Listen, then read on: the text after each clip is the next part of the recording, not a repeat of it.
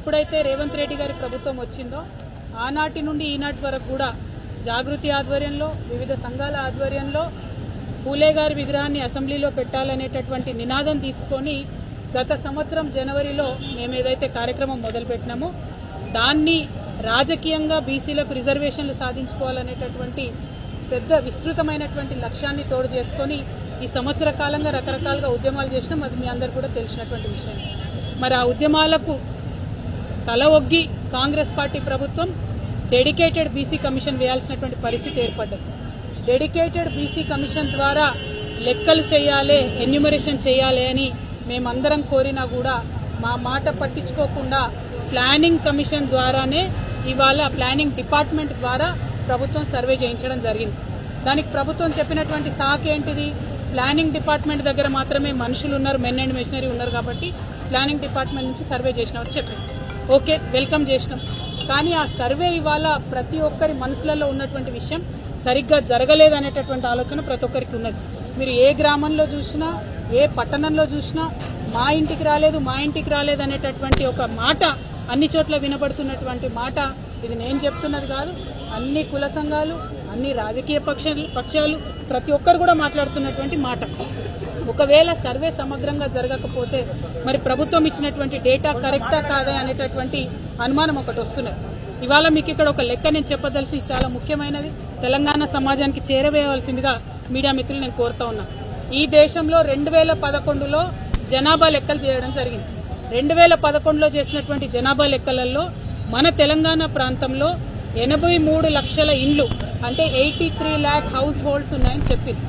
ఆనాడు వాళ్ళు చెప్పినటువంటి జనాభా, కేంద్ర ప్రభుత్వం చేసిన జనాభా లెక్కల్లో 3,50,00,000 మంది జనాభా ఉందని చెప్పింది. ఏది 2011. 2014లో ఎప్పుడైతే తెలంగాణ రాష్ట్రం ఏర్పడ్డదో కేసీఆర్ గారు నిర్వహించినటువంటి సమగ్ర కుటుంబ సర్వే ఒకటే రోజులో చాలా పటిష్టంగా విదేశాలలో ఉన్న మన వాళ్ళని కూడా ఇంటికి రప్పించి చేసినటువంటి సర్వేలో వచ్చిన లెక్కలు ఏంటంటే 1,03,00,000 హౌస్ హోల్డ్స్ ఉన్నాయి మన దగ్గర. 1,03,00,000 హౌస్ హోల్డ్స్, 3,68,00,000 జనాభా అని ఆనాడు మనం అనుకున్నాం. అంటే కేవలం 4 ఏళ్లలో 2011లో పెట్టినటువంటి చేసిన లెక్కల నుంచి 2014లో చేసినటువంటి లెక్కలకే 20 లక్షల ఇండ్లు పెరిగినాయి ఆనాటి. అది పక్కన పెడితే ఇవాళ 2014 నుంచి 2024 సంవత్సరంలో ఉన్నాం. 10 సంవత్సరాల తర్వాత వాళ్ళు లెక్క పెట్టేటప్పటికి ఇది మనం ఉన్నది 25లో కానీ వాళ్ళు లెక్క పెట్టింది 24లో. ఆ 24లో చేసినటువంటి లెక్కలో 10 ఏళ్ల తర్వాత చేసినటువంటి లెక్కలో కాంగ్రెస్ ప్రభుత్వం ఏం చెప్తుంది? 1,15,00,000 ఇండ్లు ఉన్నాయని చెప్తున్నది. 1,15,00,000. జనాభా ఎంత అని చెప్తుంది? 3,70,00,000 అని చెప్తుంది. మనకు 11 నుంచి 14 వరకు చేసినటువంటి లెక్కలలోనే సంవత్సరానికి 6 లక్షల కుటుంబాలు పెరుగుకుంటూ పోయినాయి. ఆ లెక్కన చూసుకుంటే ఈ 10 ఏళ్లలో ఎన్ని ఇండ్లు పెరగాలి? కనీసం 60 లక్షల కుటుంబాలు పెరగాలి. మనము బీఆర్ఎస్ పార్టీలో మనము 2023 వరకు అంటే 10 సంవత్సరాల్లో ఇచ్చినటువంటి కళ్యాణ లక్ష్మి చెక్కులే, అంటే పేదవారికి ఇచ్చేటటువంటి కళ్యాణ లక్ష్మి చెక్కులే 13,78,000 ఉన్నాయి. అంటే అట్లీస్ట్ కొత్తగా 13,78,000 మంది కుటుంబాలు క్రియేట్ అయినాయి. కానీ ఈ ప్రభుత్వం చెప్పే లెక్కలు ఎట్లున్నది? 12 లక్షలు కూడా పెరిగినాయని చెప్తలేదు. అంటే ఇది ఏ లెక్కన చూసినా కూడా, జనాభా లెక్కల ప్రాతిపదిక చూసినా, సమగ్ర కుటుంబ సర్వే ద్వారా చూసినా, కళ్యాణ లక్ష్మి చెక్కుల ద్వారా చూసినా, ఇంకొక డేటా ఉంటుంది, నేషనల్ హెల్త్ మిషన్ అనే డేటా ఉంటుంది. వాళ్ళు 2 ఏళ్లకు ఒకసారి జనరల్గా దేశమంతా లెక్కలు తీస్తుంటారు, శాంపుల్ చేస్తారు. మొత్తం జనాభా లెక్కలు చేయరు, శాంపుల్ చేస్తారు. అది అథెంటిక్గా కేంద్ర ప్రభుత్వం డేటా. అందులో కూడా వాళ్ళు ఏం చెప్తారంటే 50 నుండి 52% బీసీలు ఉన్నారు తెలంగాణలో అని వాళ్ళు చెప్తుంటారు ప్రతి 2 ఏళ్ల కోసం. కానీ ఇవాళ ఈ ప్రభుత్వం ఏం చెప్తుంది? కేవలం 46.2% బీసీలు ఉన్నారని చెప్తున్నది. మరి కరెక్టా అన్నటువంటి విషయం ఒక్కసారి రేవంత్ రెడ్డి గారు గుండె మీద చేసుకొని ఆలోచన చేయాలి. మీకు నిజంగానే బీసీల పట్ల చిత్తశుద్ధి ఉంటే మీరు చేసినటువంటి ఆ జనాభా లెక్కల డేటా ఏదైతే ఉన్నదో దాన్ని మీరు రివ్యూకి పెట్టండి. అంటే నేను జనాభా లెక్కలలో నా పేరు ఇచ్చిన బీసీ జనగణన జరిగినప్పుడు, ఒకవేళ నేను వెబ్సైట్లోకి పోయి నా పేరు టైప్ చేసి నా ఆధార్ కార్డు టైప్ చేస్తే నేను ఇచ్చిన వివరాలు అందులో రావాలి. మీరు 3,50,00,000 మందిని చేరినామని చెప్తున్నారు. ఆ 3,50,00,000 పత్రాలు ప్రజల స్క్రూటినీకి అందుబాటులో పెట్టాలని చెప్పి నేను ప్రభుత్వాన్ని డిమాండ్ చేస్తా ఉన్నా.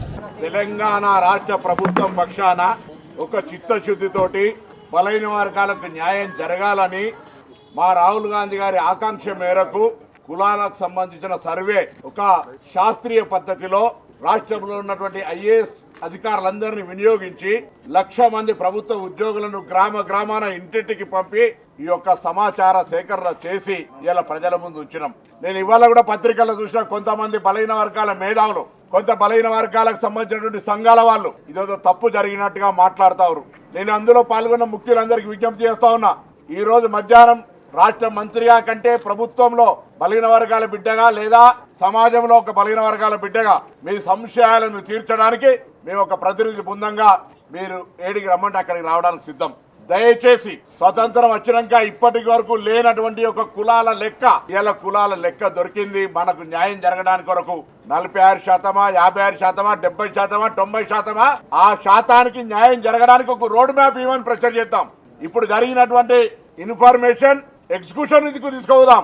నిర్ణయం నివేదిక దాకా వచ్చింది. నివేదిక అమలు జరగడానికి కొరకు అందరం కలిసి ముందుకు పోదాం రమ్మని కోరుతా ఉన్నాం. మాకేం బేషిజం లేదు, మేము అందరం అందులో భాగస్వాములం. మేము ఇలా భాగస్వాములుగా ఈ పర్యవేక్షణ కార్యక్రమం సక్రమ నిర్వహణ జరిగిందని సంతృప్తిగా ఉన్నాం.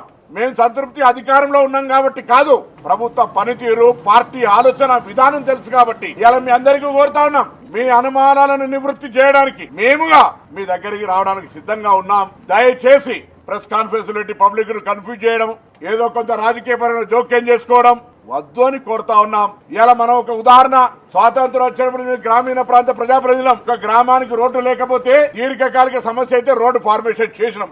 ఇవాళ కులాలకు సంబంధించి ఒక లెక్క వచ్చింది. ఈ ఉన్న లెక్క వచ్చిన లెక్క దాన్ని పూర్తి స్థాయిలో న్యాయం జరగడానికి, పథకాలను పెట్టుకోవడానికి, నిధులు కేటాయించడానికి, సబ్ ప్లాన్ తెచ్చుకోవడానికి, ఇతరత్ర బీసీలకు లాభం జరిగేటువంటి విధంగా సూచనలు, సలహాలు, నిర్ణయాలు ఇవ్వండి.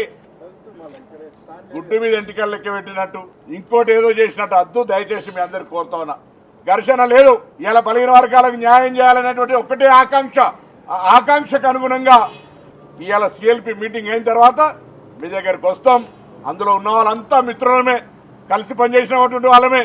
నేను పెద్దలందరి దగ్గరికి ఇవాళ రిటైర్డ్ జస్టిస్ ఈశ్వరయ్య గారు కావచ్చు, రిటైర్డ్ ఐఏఎస్ చిరంజీవులు గారు కావచ్చు, చంద్రకుమార్ గారు కావచ్చు, మాజీ ఐపీఎస్ అధికారి పూర్ణచంద్ర గారు కావచ్చు, జాజుల శ్రీనివాస్ గారు కావచ్చు, కృష్ణయ్య గారు కావచ్చు, వకలాభరణం కావచ్చు, వీళ్ళందరికీ కోరుతా ఉన్నా. అందరూ 2 గంటలకు నేను సిఎల్పి కాగానే మీ దగ్గరకు వస్తా.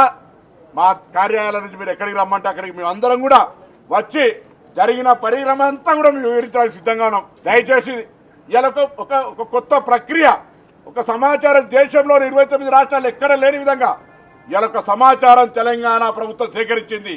దాని మీద తర్కం వద్దు. ఇప్పుడు కొండందవి ఎలుకను పెట్టిన చంద్రంగా గత ప్రభుత్వం చేసినటువంటి సమగ్ర కుటుంబ సర్వే ఫలితాలని ఆ ప్రభుత్వం ప్రకటించలేదు, ఈ ప్రభుత్వం కూడా ప్రకటించలేదు. అధికారులు అప్పుడున్నోళ్ళే ఇప్పుడున్నారు, కాకపోతే ముఖ్యమంత్రి స్థానాలు మాత్రం మారినాయి.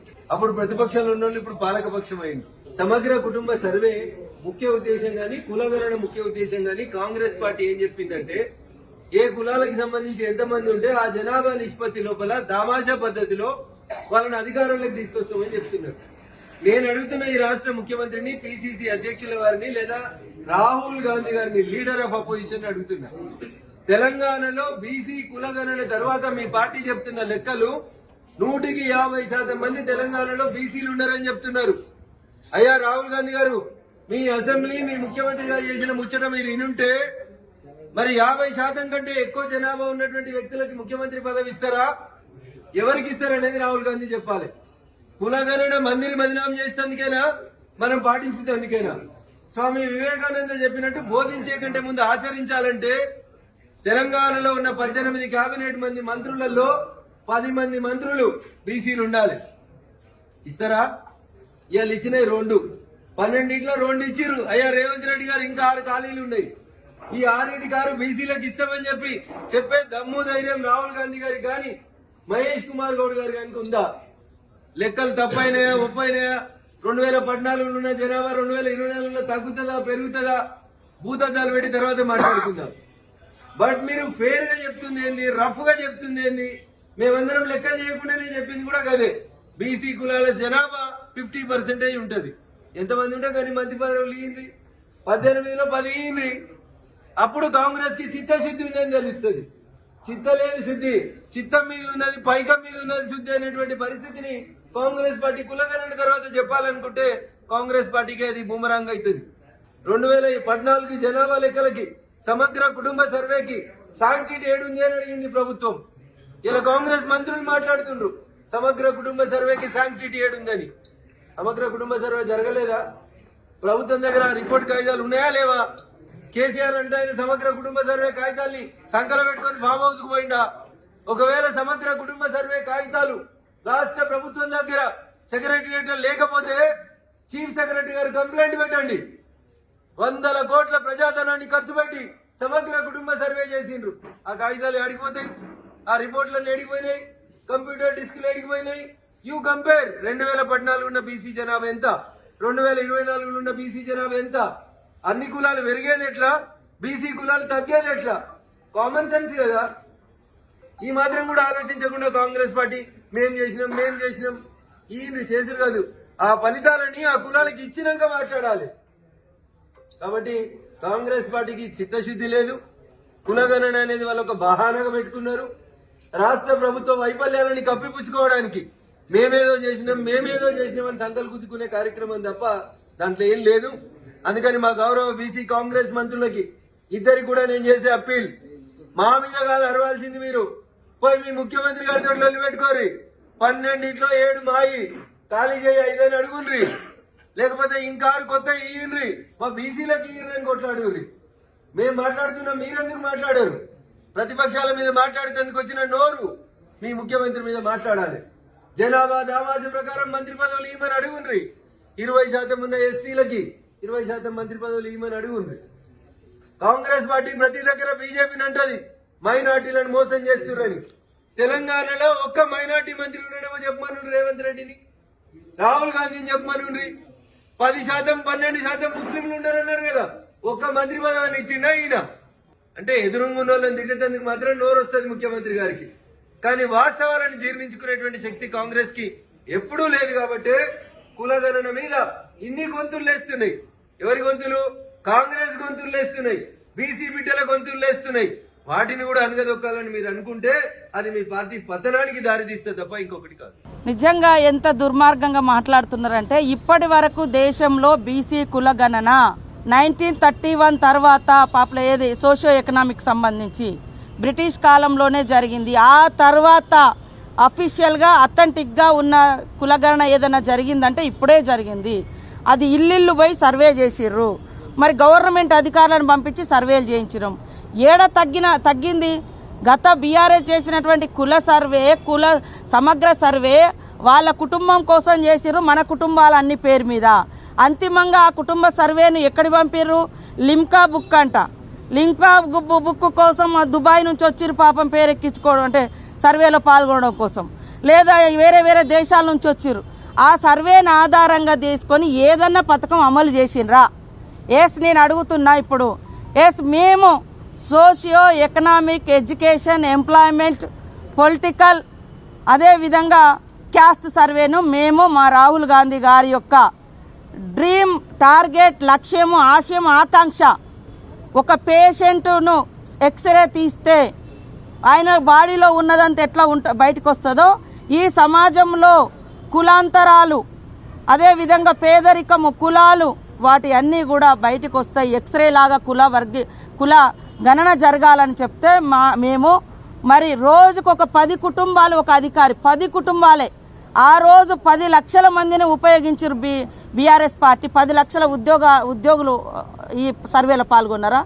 ఈ రోజు మేము 1,00,000 మంది ఉద్యోగులను వాడి, గవర్నమెంట్ ఉద్యోగులను వాడి అథెంటిక్గా తెస్తే కావాలని బీసీలకు వచ్చే ఒక మంచి అవకాశాలను పక్కదోవ పట్టించి రేపు ఏ అవకాశాలు ఉండొద్దని చేసి కుట్ర చేసి ఇవాళ అందరూ అట్లా మాట్లాడుతున్నారు. కానీ తప్పు. అది ఒకవేళ ఎక్కడన్నా మిస్ అయితే కొంతమంది టీఆర్ఎస్ నాయకులు ఈ కుల బహిష్కరణ అంటే ఈ కులగణన బహిష్కరించాలన్నారు. ఎంత దరిద్రం అంటే, ఇవాళ నువ్వు లిమ్కా బుక్ కోసమేమో కుల సమగ్ర సర్వే పేరు చెప్పి ఒక్క రోజులో దేశ విదేశాల నుంచి రప్పించి రికార్డు కోసం పంపించినావు. మేము ఇవాళ కుల సమగ్ర సర్వే చేసి ఏ కులం ఎంతో తేల్చి వాళ్లకు సంక్షేమ పథకాలు కానీ, వాళ్ళకు రాజకీయ అవకాశాలు కానీ, ఉపాధి అవకాశాలు కానీ, మరి సామాజిక డెవలప్మెంట్ కానీ చేయాలని మేము ఒక లక్ష్యం పెట్టుకొని చూస్తే దీన్ని కంపేర్ చేసి మాట్లాడుతారు. వాళ్ళు ఇచ్చింది 51, మేము ఇచ్చింది 56%. మా సర్వేలో వచ్చింది 56%. ఎక్కడ తక్కువ వచ్చింది? ఇవాళ తక్కువ ఎక్కడ రాలే. వాళ్ళ సర్వేలో ఓసీలకు ఆనాడు 23% ఇచ్చారు. ఈరోజు మా సర్వేలో 15% వచ్చింది. ఎక్కడ ఓసీలో పెంచినాం, ఎక్కడ బీసీలో తగ్గించినాం.